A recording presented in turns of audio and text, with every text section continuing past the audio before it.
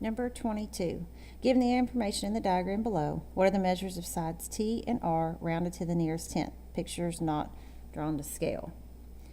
So we notice that in this triangle, they give us two angles, but not the third angle. But we can find the third angle by adding these together and subtracting them from 180. So if we add those together and subtract them from 180, we end up with 58. So this angle here is 58 degrees. Now, that helps us because now we have an angle and a side pair. And so we can use law of sines. And we can use that to find R and to find T. So first thing we're going to find, we'll go ahead and find T. So we're going to have the sine of 58 over the side opposite from it, which is 7.9, equals the sine of 24 over T. And then we just cross multiply. So we end up with T times the sine of 58 equals 7.9 times the sine of 24. And then to get T by itself, we just divide both sides by the sine of 58. Oops.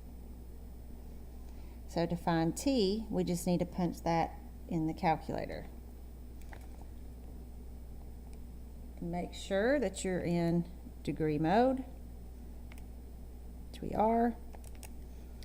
So we're just going to do 7.9 times the sine of 24 divided by sine of 58.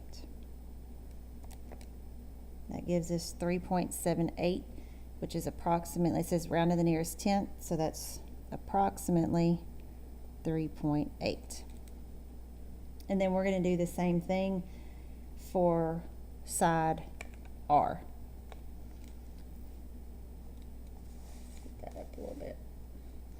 So we're going to use that same ratio because we know that this, for fact, don't use T, don't use this one, just because if you miss that, then that's going to cause you to miss the other one.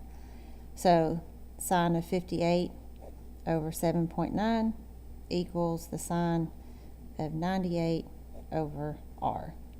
And we cross multiply just like we did here.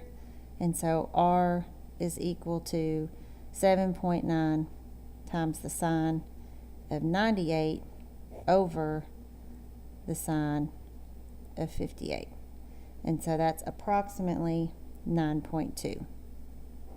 Now, since this is multiple choice, we could have stopped after we found T, because the only choice we had then for T would have been A.